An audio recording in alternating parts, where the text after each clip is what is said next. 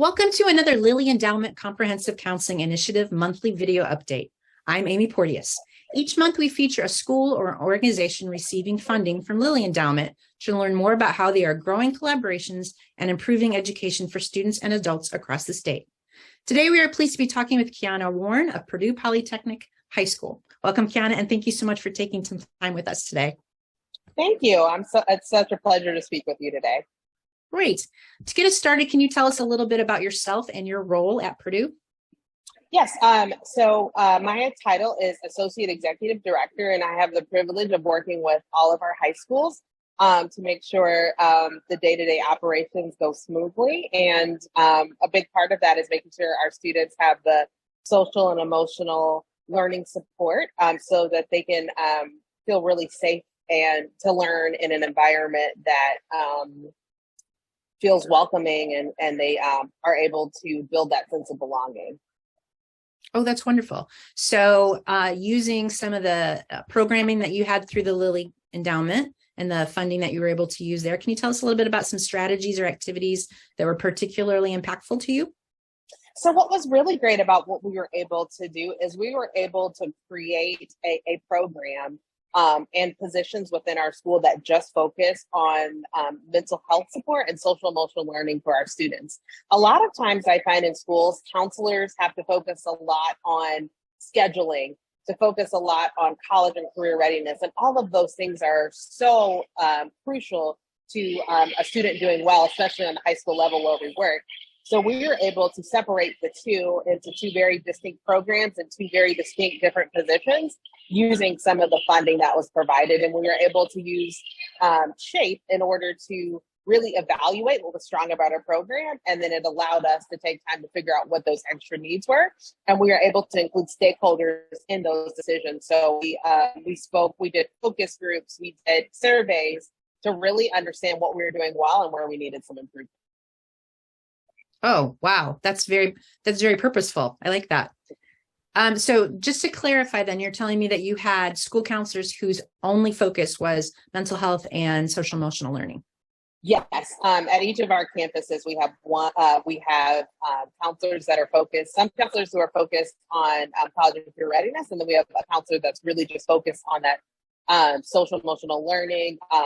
We also do a program called, we do preventative programs, so we can be very proactive. We're a restorative school, so it's really important that we put those things into place before it becomes a mental health crisis where we need to go to first aid. So we try to be really proactive and get those positive supports in place as well. That's awesome. Can we back up just a second? Would you tell me a little bit about the SHAPE program that you talked about?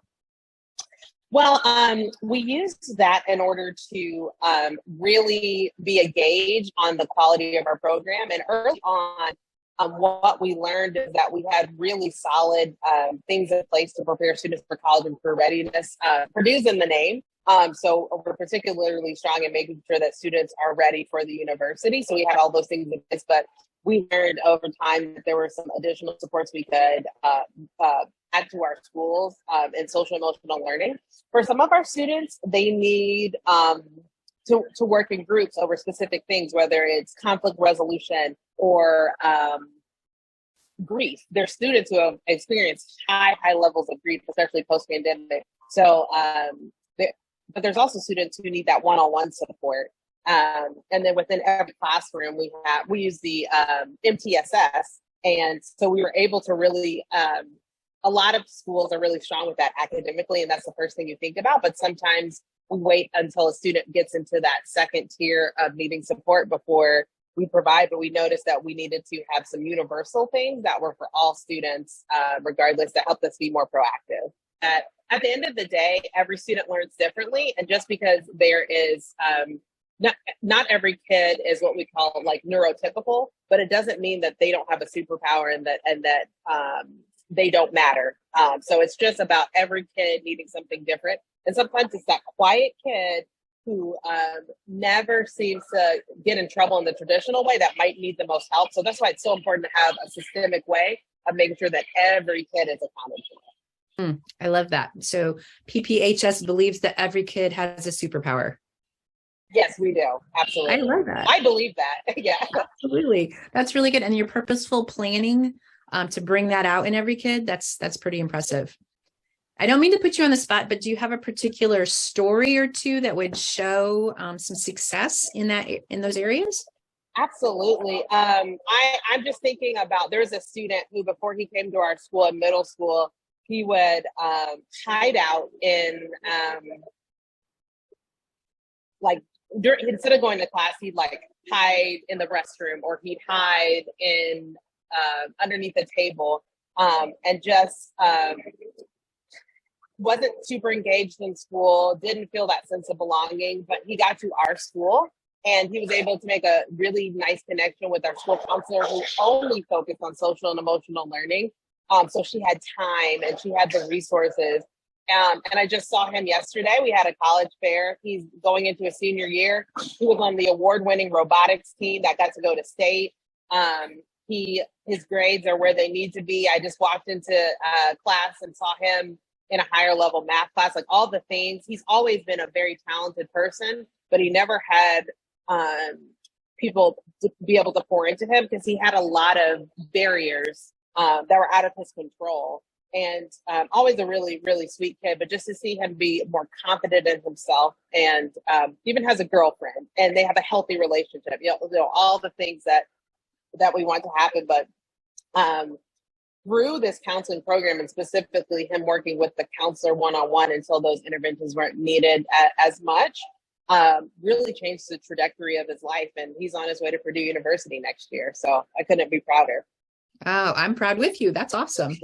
Wonderful. Wonderful. So, part of the endowment, what they're looking at is sustainability. So as we wrap up with the grant and the grant funding, how is PPHS going to maintain those counselors who are focused on social emotional?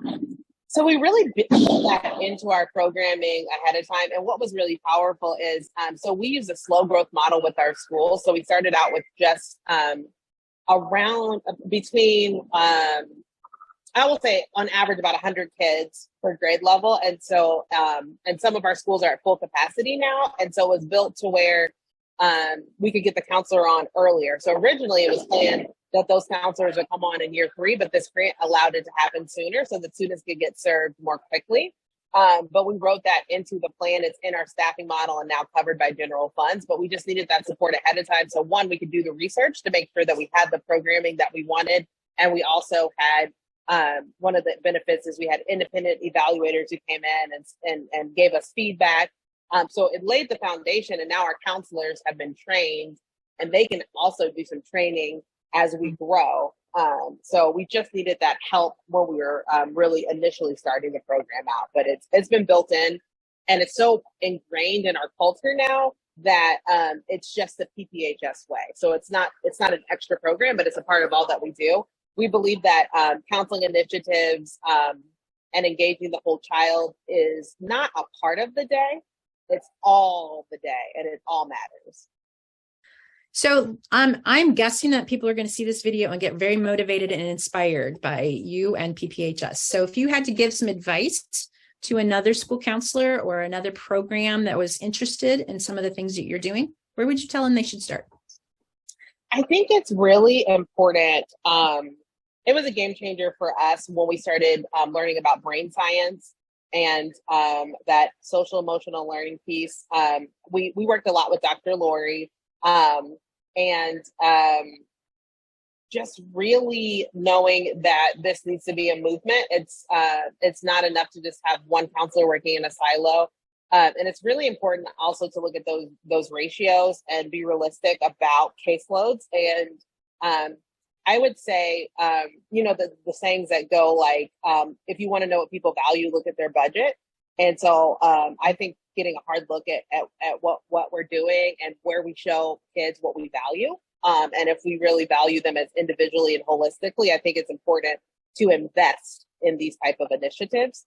But I also know that sometimes not everyone always has control over their budgets and things like that. So my advice is to look at community partnerships. There's a lot of nonprofits trying to do really great work around this. And so make sure to engage with the community.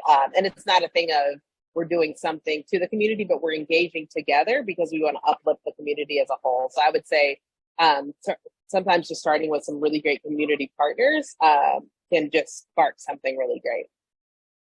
Wonderful. Wow. Kind of made me speechless. That was great. That was great. So is there anything that you want to talk about that we haven't mentioned yet, or any questions I haven't asked that you would like to talk about?